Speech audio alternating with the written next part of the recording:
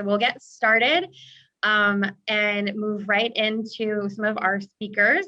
We've got, I think Penny introduced everybody as we went, so we'll go right in and start with Kathleen.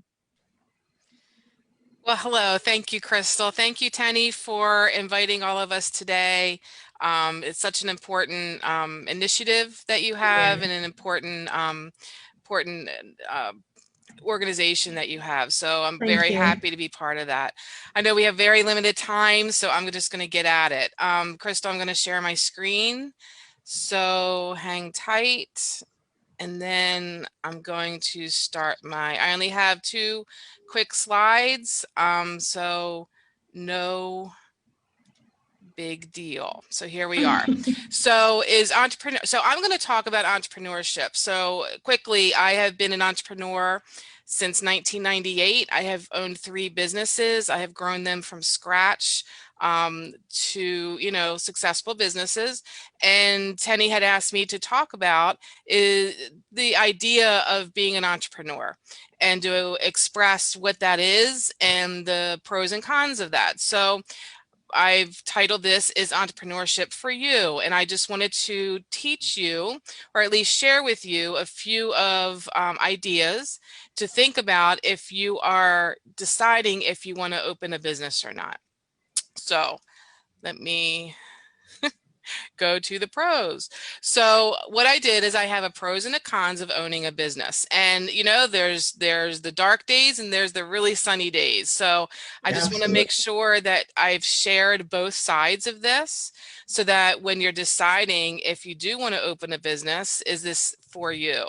So the first thing to think about is the pros of owning a business and being an entrepreneur is you do feel a sense of fulfillment. You enjoy getting up each day. I can remember when I worked for businesses, I did not like getting up every day and going to work and pulling into that parking lot and seeing my boss's car, and I didn't want to go up the steps. And so owning your own business, you actually get a feeling of fulfillment each day. I don't know why that keeps doing that. You also get a seat at the table. So you become a leader. You become a leader in your community and in your, whether it's just your small community or at large in the state. So you will be in contact with local business leaders and politicians.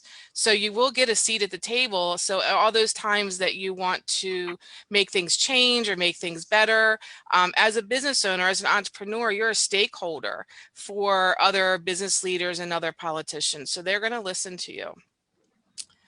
It also gives you freedom. So owning your own business gives you freedom of time and freedom of money. However, that doesn't mean it gives you happiness. My dad always says money can give you freedom, but it doesn't always give you happiness. So just remember that. However, if you have a family and you want to spend more time, like picking the kids up from school, now that maybe we're going back, I don't know, but picking kids up, dropping them off from school, going to their activities, those kind of things. Entrepreneurship allows you the time to be able to schedule your own day. It also allows you not to be tied in to a certain number that you're worth. So when you work for a company, they tell you what basically you're worth to them, and that is your salary. So being on your own, having your own business, you decide what you're worth. If you want to go take a trip or go buy something or go buy a house, you can just figure out how many more deals, how many more customers do I need to be able to do that? So you have a lot more freedom with money. You also are going to make an impact within your family and community. People are going to be watching you, and they're going to be watching you succeed and watching you move forward. And you can really make a huge impact just within your immediate circle, but also within your community. And you can stay true to your vision and values. So how many times have we had jobs and we just don't believe in them? We don't believe in what they stand for. We think that they could be doing better, but we have no say in any of that. Well, when you own your own business, you have all the say. You can decide if your business is going to help the community in some way. There's a lot of examples of this with big corporations. You know, what's the Bomba socks? You buy a pair of socks, they give a pair of socks. You know, that's true to their vision and values. So there are a lot of examples of how you can stay true to what you believe. And it allows you to give back. So you can give back your time through offering your services. You can give back by offering jobs to people in your community, by being able to help charities and support them, and also be a mentor. So sounds pretty good, right? So let's Yeah. all open a business. Well, there's some cons to that. So the first one is you will be financially unstable for a while. It's a roller coaster. It's up and down until you can find kind of that sweet spot. And things can change. Look at COVID. Look at all the businesses that had to go out of business or develop a different service or offer a different way to present their business. So you have to really be willing to get on that roller coaster. Health insurance, there is none. There's no health insurance offered by a company. So you have to make sure you understand that, and that you're going to have to buy that on your own. You're going to have some extra taxes. So you're going to have self-employment taxes or corporate taxes, whatever structure that you have. You will have extra taxes and extra money to pay out. There's regulations and there's filings that you have to keep up with. So if you're not super great with paperwork or organization, find someone that is, because you can't miss those or your business can be forfeited by the state. It can also be very mentally challenging at times. You basically can feel defeated, you can be scared, you can feel overwhelmed. So you have to have a support network that gets you through those kind of times. You must be self-disciplined and self-motivated. There's nobody that's going to make you go do your job every day. There's nobody that's going to make you run your business. You have to be the one to do that. So if that's a deficit of yours, just know that it is and find a way, find a solution for that. And this business is not going to be over at 5 p.m. every day. Okay, it's going to continue. So at 7, 8, 9 o'clock, you might be working on your business in some way. So you'll probably be putting more hours in, especially in the beginning, than you ever had before. So my last slide, I'm trying not to go over time, but what you need to start a business. First, you need passion. Be 150% committed, because there's going to be a day when you're 50% in. You're going to say, should I have been doing this? Should I just go get a job? There's going to be those days. But then there's some days you're 200% in. You are, you're ramped up. You really had a great day. So just make sure the passion is there for what you want to do for your business. You're also going to need some really smart advisors around you, some business coaching, business advisors. If you have an accountant friend, bookkeeper, even CPA, any legal advice. There are some resources throughout the county, like SCORE.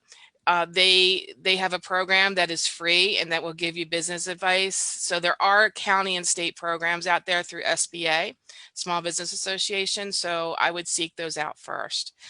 And then capital, everybody needs money. So either have 9 to 12 months of your bills in the bank before you start, or start it part-time. Do it on the weekends, do it at night, just get this thing up and running while you're still having income coming in. It's very difficult to focus and to be able to make this work when you have that financial stress of not being able to pay your bills. And then lastly, you're going to need some cheerleaders. You're going to need evangelists out there and people supporting you and people telling you, oh, you have to go talk to Tenny. She's the best. Oh, you need those kind of people out on the streets for you to bring in business. So that is what I wanted to share today about entrepreneurship. Oh, that is so good. That was great, Kathleen. Thank you You're for sharing welcome. those little nuggets of wisdom on entrepreneurship. Sure. I myself has just started to try to do something on the side, and I really know all of those cons. I feel them right now, but I'm looking forward to the pros, I think. So thank you. All right, great. So we have some questions. Do we want to do them now, or should we wait till the end and do all the questions at the end, Tenny? Do you have Any preference? No, I mean, if Kathleen is up to it now, we can take it now. Maybe we'll wait till the end. Okay. Okay. All right. So let's see what some of those questions are. So Kathleen, how can we be a support system to the female business owners in our lives? Be their That's one of the cheerleaders. questions we have. I think is the easiest and best thing to do is cheerlead them. You know, try to find avenues for them to find partners that can send them business. That is the true prize, is when you can find partners that you can send business to and they can send business to you, because then you're not scratching every month for the next customer or the next deal. You just have this consistent circle of partners that can send you business. So that's one huge way that you could. And as simple as this, if you see them post something about their business on social media, like it, share it, comment on it. That is, you don't understand how important that is. So those are two really simple things that you could do. I love that. That's really great. Okay, one more really quickly. How do we, or how would you go about, I guess, expanding, or how would women go about expanding their network to accommodate all women entrepreneurs? Not sure about the last part of that question, but expanding your network is very important. You're not going to be able to build a business if you just stay in your room and work on the computer. Personal relationships still is what wins and loses contracts and customers. So if we want to focus on trying to help the women business owners, same thing, try to open up their doors for them. If you know someone that could help their circle for their business, and vice versa, ask. We always forget to ask. So ask for not only referrals, but ask for people that could send you business. Do you know anybody that's a CPA? Because maybe CPAs could send me business, and ask for that introduction. So that's probably how I would answer that in a 1-minute answer. Perfect. I love it. All right, we're going to move on to Maisha next, but I think, Tenny, we might have something to show on the screen. Is that right?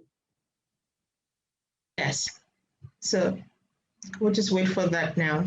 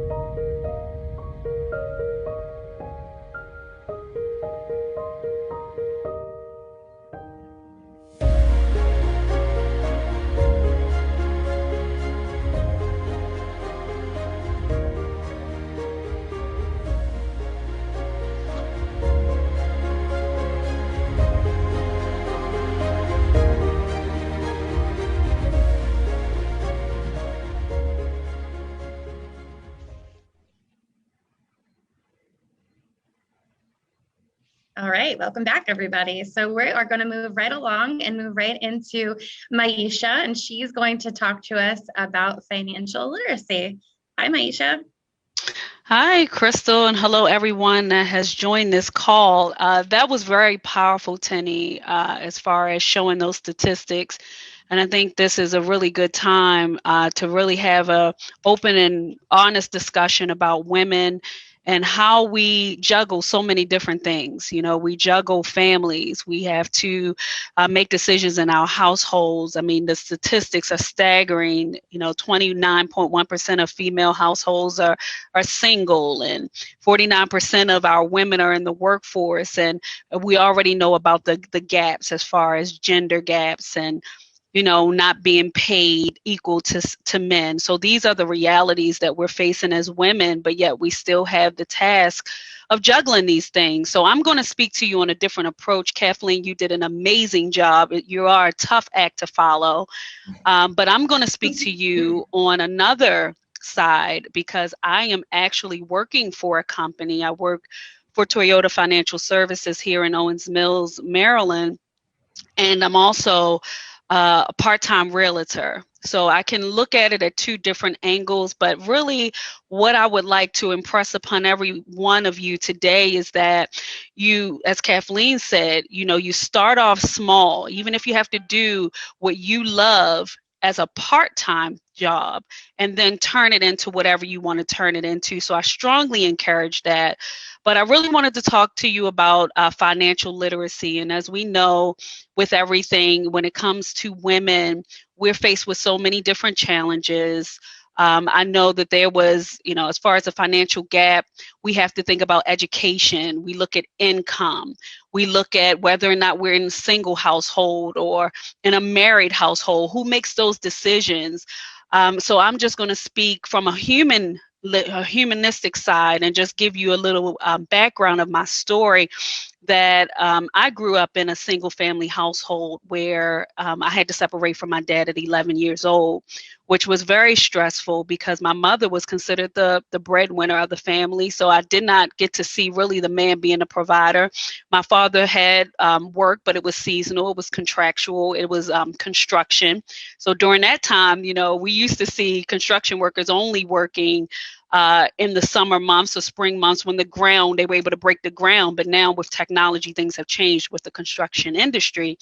But early on, I looked at that as being a person who had to make the tough choices, right? But if any of you can relate to me, I was never taught how to run a budget or run a household financially. And that is something that is not taught in our schools. That's something that we really have to go through trial and error. So my recommendation to everyone on this call, regardless of what stage of life you're in, whether it is you're struggling from paycheck to paycheck or you've positioned yourself where you can be a homeowner, the important thing is really take an honest assessment of where you are.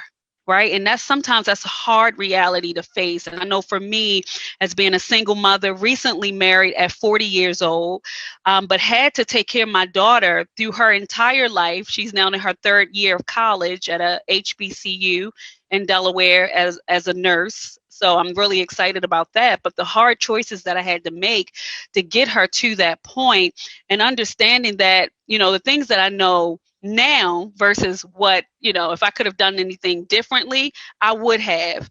So I just wanted to kind of go over a couple of things, because I really want you to really take an honest assessment of where you are financially. If you feel that you're working from paycheck to paycheck, I am going to stretch you and say, even if you can save $5 per pay, and let it build up over time.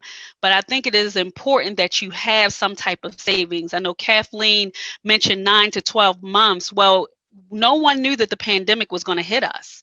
And a lot of us were faced with tough choices. A lot of us didn't have choices as far as what was going to happen in the job market and how we were going to make ends meet. So if you are in a position, even if it's $2, whatever you can save, I want you to make the commitment to start saving whatever you can, okay?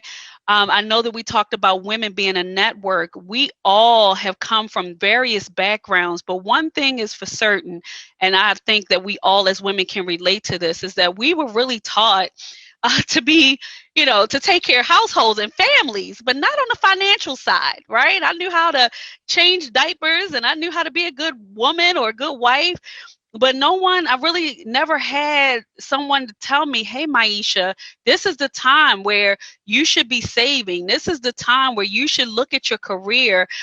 This is the time where you should decide, like, let's look at not only the short term, but the long term vision that you have.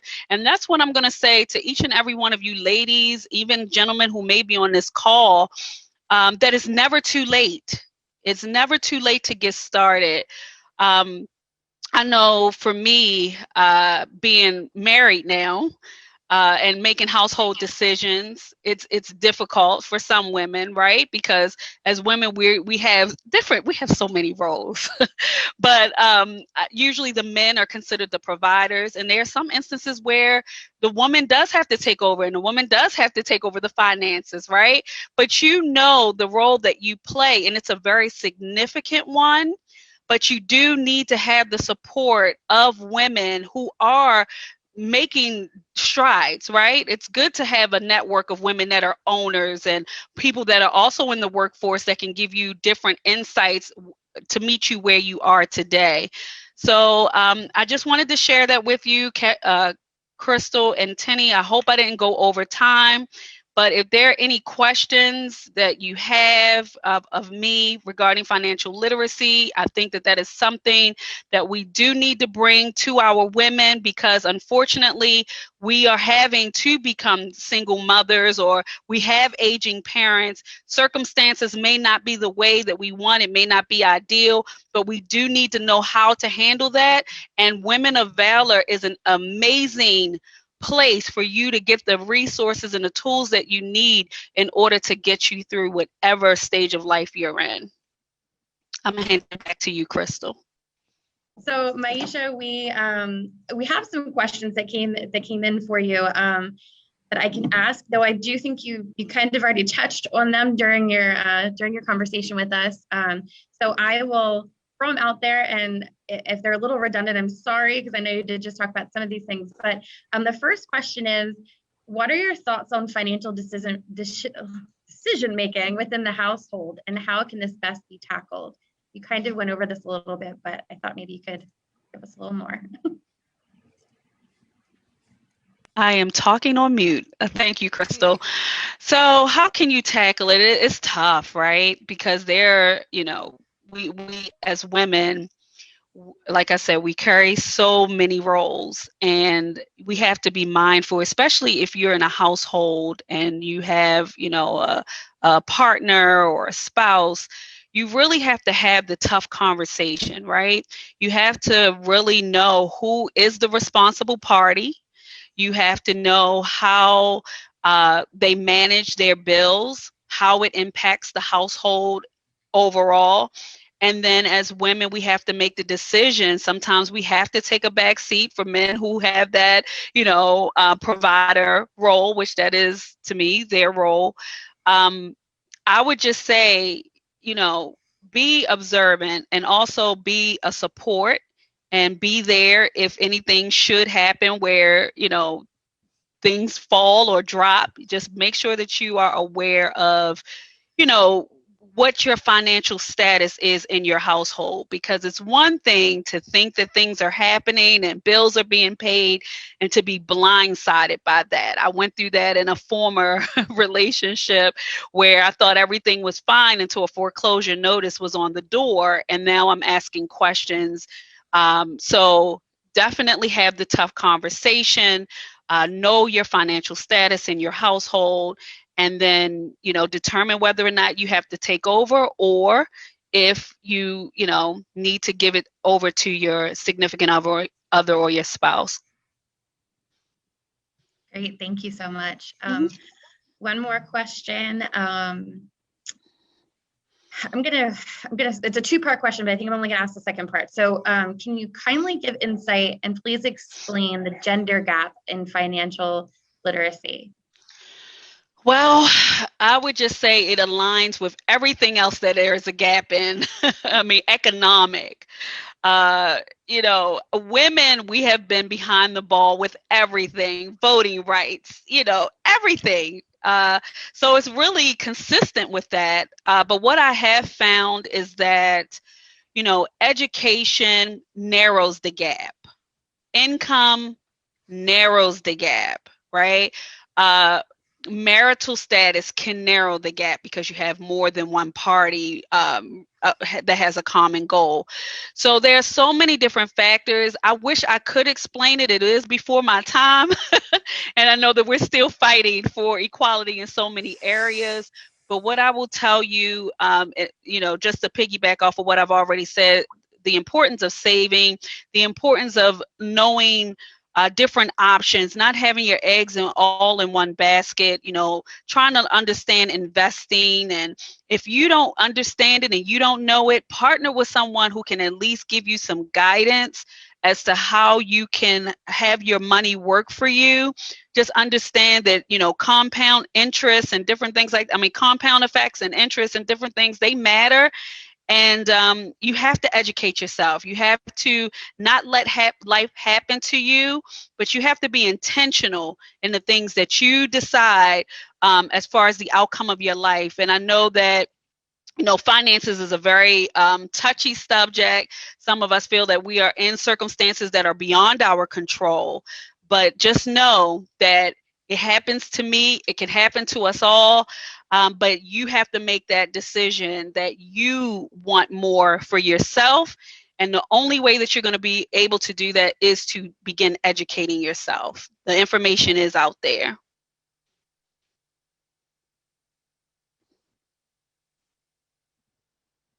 Great. Thank you All right, so back much, at you, Maisha. Crystal. You're welcome. That was awesome. Thank you so much. All right, so we're going to take a break for another few seconds, and then we're going to prepare to hear from Emily. So please stand by. We'll be back shortly.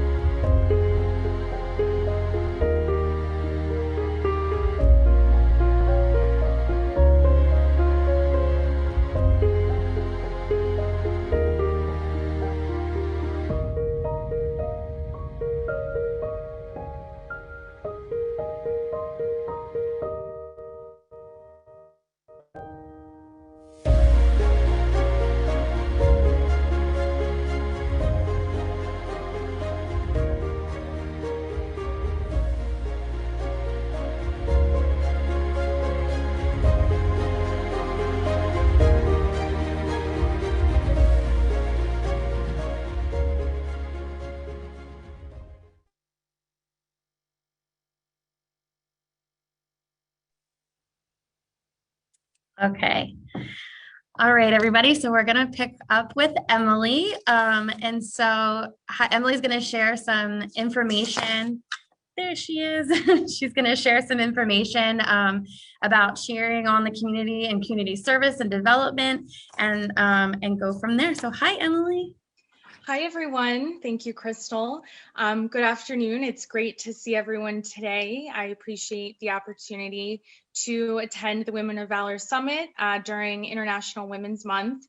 I had the pleasure of meeting Tenny actually through Crystal and was, very taken with her mission and her passion, and as always being a champion for community and women inclusion. It's just an honor to be here today. So thank you. I am the executive director here at the Northwest Chamber of Commerce, and I'm pleased to say that I work with several of the women on the panel today. I take great joy in being able to say that I work at a nonprofit run primarily by women, as well as the industry that I'm in. It's nice to see that. I think between characteristics and other things, we really make a difference in the community, and that's what I'm here to talk about today. I've always worked in a position that's tied me directly to the local community, and I've definitely found the most joy in that throughout my career. The communities that we live in are always evolving, and it's really important to make our voices heard while being involved in what goes on around us. There really is so much opportunity to uncover in community work and to be able to drive the force of social inclusion. There's really nothing more fulfilling than being able to make positive change in your community. So I really ask that you find ways to be able to do that. You get involved in organizations and groups that are only going to help you better yourself and better where you live. The support of the female community is crucial to the change of our social climate. And at the end of the day, we're all here to support each other in all of our endeavors, both personal and professional. So something to keep in mind. There's so many great resources available to you with just a bit of research. I've come across several grants and organizations over the years that are both ready and motivated to help women in the community for the betterment of themselves and the neighborhoods in which they live. I know within my own position, we have smaller groups within the chamber, such as Women in Business and the Chamber Girls, and we really focus on empowering each other and listening to each other and being an open resource just to talk and get things through, because it's really hard to navigate these roles as women today. And, there's nothing more important than being there for each other, to be a champion for your friends and other women. In the past, I think the lack of these types of groups were really felt by our mothers and our grandmothers. So I think now we really need to focus on taking full advantage of those around us, willing to lend an ear or a piece of advice, because you never know who or what is going to spark your creativity, your determination to do better, and where those opportunities can lead you. So my topic today was a little more about social inclusion. So we did go off a little more on some of the questions that were submitted earlier. And so I prepared a few things with that. I do have one for you, Emily. The question that came through prior was, can developing a new structured life bring about change in society? What's your take on that? So that's definitely a loaded question that I think we could probably spend an entire other hour dissecting to its core. But I think that overall, yes, absolutely. I think that we are living in a particularly important time in society where now more than ever, change is not only being accepted, but really embraced and suggested. I think that altering our lifestyles to incorporate more structure and focus is certainly what's causing the surging climate of social progression.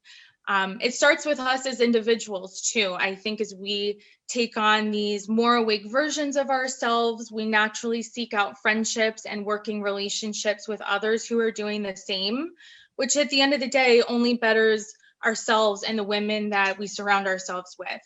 I think it also has a lot to do with the coming together of community members, driving that change as a unit, as a force, because women are a force to be reckoned with. We all need to be striving for similar goals and making it known the changes that we plan to see. And I say plan instead of hope, because I think in the past we've really focused on hope, and we need to be changing that. It was hoping to see change and hoping to enact a new social culture, but thinking proactively today means that we transition that hope into actions and plans. So that's really important too. I know that was a really loaded answer, but as I said before, I think it's a great loaded question, and one that we need to be asking ourselves all the time. And again, to the women we surround ourselves with, I think the most encouraging thing to take away is realizing how much power you have as an individual, because in the end, you're making up a piece of the greater group affecting change in society. So starting with yourself will only better that further. That's awesome. Thank you, Emily. It's kind of funny that you brought up the hope thing just now, because most of you don't know, but Emily and I did a one-on-one the other day where she asked me some questions for the chamber that she represents. And one of the questions she asked me was, what was my favorite word? And it was a difficult question, but I was going to say hope. That was the word I was actually going to use, but I didn't, because I thought, I shouldn't hope, I should do. Like, stop hoping for things to happen or hoping and do them. So I changed my whole word and didn't use it. So it's really funny that you brought that up today. And it's crazy because we really should have hope. It should be at our core, but I think, no longer do we have to hope for things, but we can make that action and take the initiative to make the change ourselves. Yeah. So yeah, you're right. I know, I love it.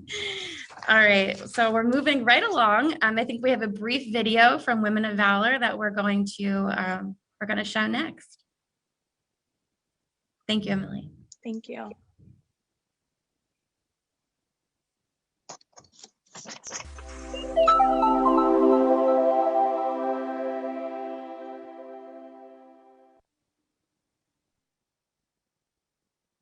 A few years back, I read a book which helped to explain the attacks on the mind, the strains and impact on our individual outcomes. Interestingly, it appeared the script was written for me, which further explained the pressure I had lived and conformed to the socially acceptable standards. Something leapt on my inside, refining and transforming me into the lady I desired and envisaged on becoming. I believe I was made for more, and my mission in life was linked to humanitarian services. I needed to be whole so I can extend that to women desiring transformations in most areas of lives. A courageous woman who understands that potential lies in the act of thinking higher thoughts and feeling deeper things. And that the gifts such as logic, decisiveness, and strength are just as feminine as intuition and emotional connection. So I started to label my values and gifts. At the Women of Valor, we are aware that a woman with a voice is by definition a strong woman. But the search to find that voice can be remarkably difficult.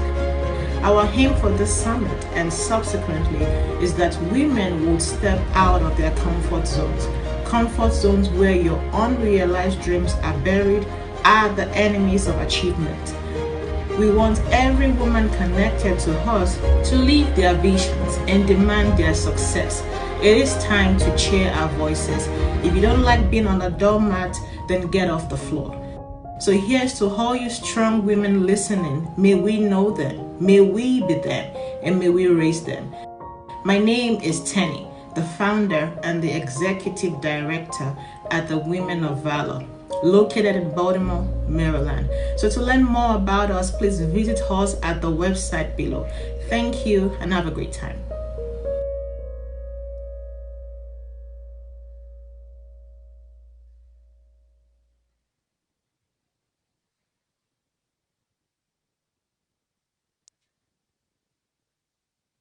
So next up, we have Tenny. Thank you for that video, Tenny. That was amazing. Very impactful. I love that. So we have Tenny now. We've got the founder and CEO of Women of Valor, and she's going to speak with us next. And take it away, Tenny. Thank you, Krista. You did a wonderful job. It's been a great time listening and learning from you ladies. I'm equally honored to share my voice as well and to recreate new perspectives. So thank you, Kathleen, Maisha, Emily. I think you all did a good job. We need to meet over lunch, definitely. And so I want to talk about value, listening and learning from you all also, because I love education, like you all know. So it kind of sparks something on my inside. And to our guest this afternoon, we're super excited to have you. I know this is streaming on Facebook and on YouTube. So we're going to keep this video. So just in case anyone is interested, we're going to have subsequent summit. But today I want to share on value because everything you all have shared is beautiful. But see, the Women of Valor has a great mission in the state of Maryland and also globally. Our charitable work accesses the female gender and the needs in several categories and cycles of life. But we have this great intent to provide, the needed enrichment, empowerment, enlightenment that creates a lasting impact to all our beneficiaries. So allow me to state clearly that we value the female gender. And so I just want to use this opportunity to appreciate you ladies for coming through and just to share your voices. These are the things we need to do in times as these, knowing fully well that we've got to encourage each other. Now, for me, the first principles of value that we need to rediscover is that all reality hinges on moral foundations. When morals and values are absent, civilization will fall and it will collapse. And so the highlight of the summit today is to remind ourselves on our values and how important our contribution is, in this community, in our society, and in the world generally. Now, we're speaking from here, but I'm certain that we have people from diverse places listening to us, knowing that there's some set of people, collaborating together during the Women's History Month to share their voices. I listened to Maisha and her story. By the way, I'm trying to recreate an event to talk about my story. And it didn't start like that because I used to be such a private person. But I realized that sometimes vulnerability makes people to actually, recreate who they are and to stand for what they believe in. So my attention was drawn lately to values and the purpose behind that word. The need for womanhood and the purpose of that concept is to understand why they're here, so that we don't lose sight of our mission on earth practically. So we say so much about values. We talk so much about the things that we're here for, but still we have concerns on how to put this puzzle together. And I believe strongly that if women, in several brackets of life would desire change, then we must value ourselves. We must understand how to enrich ourselves with the right information, how to be enlightened with the right things for time, and how to wield our power. I understand that, in literal sense, I do a lot, on statistics. And I've come to realize that we've had to compromise our values. And that's why sometimes the strength that we've had to wield through is sometimes powerless. So that's why women get so tired. That's why we have so many women still considering suicidal mission till this very date. In 2019, we had about 40 something thousand women considering suicide, to which some of them took their lives. In 2020, that skyrockets information went up to 33 million. So imagine the concerns we have, and someone somewhere is still thinking, I think I'm here on earth for myself. I stand to object that, because I believe so much about the well. When the well dries up, then that's when we come to understand the literal sense of water. But when we all can draw from the well, we don't think there are concerns. We don't think we need one another. We don't think we need to, think about each other. Sometimes I get to see Emily and Crystal, and in literal sense, what we're talking about for an hour tours is how to help each other, because we need to understand who we are and why we're here. And I just want to say this afternoon that our uniqueness is our power. My concern right about now is how women are failing to help each other. We've been so political in stance with ourselves, to the point at which women don't see, the women can't grasp the attitude we all have and how we can moderate things in our journey. For us at the Women of Valor, we have selected initiatives and programs to help, the women in our community, but that's just for Women of Valor. I believe there are several communities where we are all entitled to. Now take an imagination and see how far we all can help our different communities if we stand tall and want to do so much for social improvement, social development, social inclusion. I've come to realize that meeting different people in different phases of life, many women don't think as much as they ought to. I believe strongly that when you think deeper things, you're able to go through it. But we think at the surface, and I stand to apologize on that, but that's what, in literal sense, that has happened to us. We are confined to our purpose. So we have this power right on our inside, waiting to be wielded, waiting to be transformed, but we've not let that part of our lives to come out. I believe your beliefs become your thoughts become your words, Your words become your actions, and your action becomes your habit. Your habit becomes your value. But imagine if you don't know the value you're here for. If you have not been, if you haven't thought through it, this is what I'm here for, and this is what I'm running with. You probably do everything that comes your way. I've also met, I'm glad Kathleen talked about entrepreneurship. I've also met ladies that have been procrastinating to get started with something and waiting to a very better day in their future. I like the way you describe hope. As far as I'm concerned, considering that I'm an holistic person as well, I understand the place of hope. But hope is not relevant when strength fails. So you need to come to terms with what you're here for, why you're here, and the vision behind your values. There must be something that is putting you out there and creating a mark for your future. And so the reality is that for us as the women of valor, we understand that your values becomes your destiny.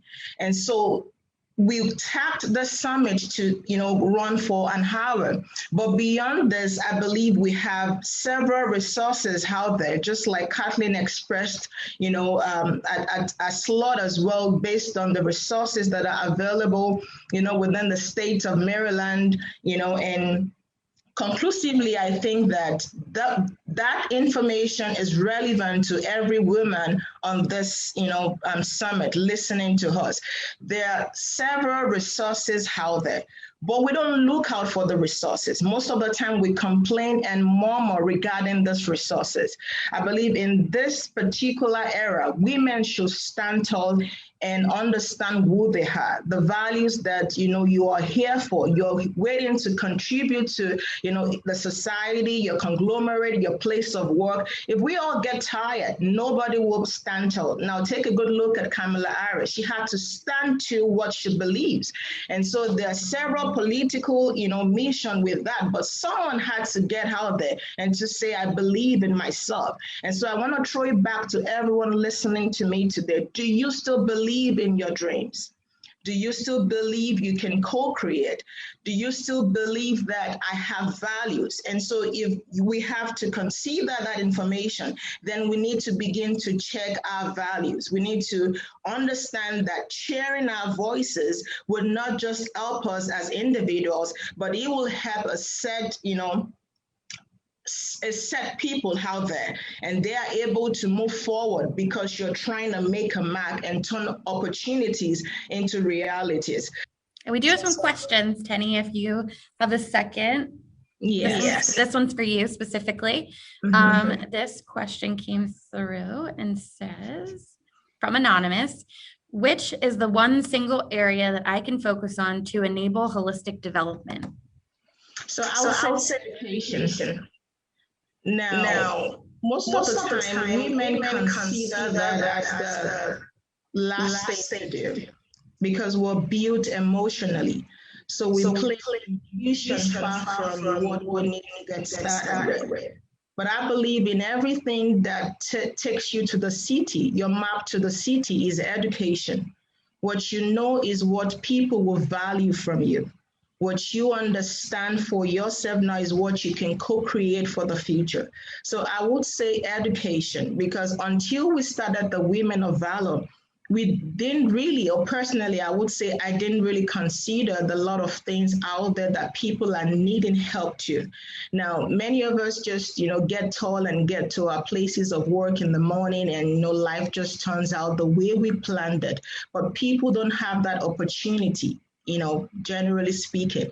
So you need to realize that the difference from A to B is that someone is rightly informed and understand the path to tread upon. So if you have the right education, and education doesn't necessarily mean I have to, when I don't have it, I can move. No, the few things you can get by with, the right information, the right tools, while you measure what matters in your life, you're able to run with what you know, because that's what you can place value upon. And that's what can take you, before kings and begin to do great things for the society. And so which brings, me to what I was just about saying before the interference is that There's several resources out there for women. And if we need to start to share our voices, we've got to stand tall and start to place value on the things that we want to become, and to consider the things that matter to the next 5 years, to the next 10 years, to the next 20 years of your life. I've met men that would build conglomerate, but it didn't start with them just thinking or pondering about it. It would take them to have a journal, right information, the right tools to take part in, and beginning to plan the next 5, the next 10, the next 20 years of their life. But largely, I've come to realize that women use the excuse of being built emotionally to take a lot of things for granted. So largely because I do not have a helpmate, most of those excuses are what I listen to literally every day. Or because my son, or because my daughter, or because my place of work, or because my supervisor. There are a lot of excuses out there, but that doesn't remove the woman you're trying to become. There's still some set of people out there that still get all of these, issues around them and still make the best of their lives. So I just want us to place, a value on who we are. Check who you are. Check the details of your life. Consider the things that you're aspiring to become. And let's begin to consider, how to help each other. And we're going to have more, subsequent meetings moving forward, because a few informations out there that comes back to me or comes back to us at the Women of Valor is that I want to kickstart something, but there's no one to help me. And so that's why we've made this as a resource center to which we're able to enrich with the right information, enlighten people about, the resources out there and how it can empower their pathway to life. So that's basically what the summit is all about, asking women to leave their comfort zones for them to become more and to gain new perspectives about lives. So listening to Kathleen, I enjoyed, having described the pros and cons of entrepreneurship. So if you take, time to listen back to this video, you can begin to measure what matters. Maisha spoke about her story, but she didn't stay where she was. She had to just stand tall and believe in herself that this could be possible. So I believe when your daughter is done out of college, she holds this to you because you took a chance and you knew what was right for you. When I met Emily, it was different because aside corporate life, she understood that no matter where I go from here, there is something that brings me back to community service. And I thank you, Emily, because that's literally what you say. That's the song you sing all the time, understanding that there's more to you and there's more to the society. And the more we are socially inclined, we can do more from, every phase of life. And so I met everyone, I think, through Crystal. Crystal believes so much in the act of moving forward.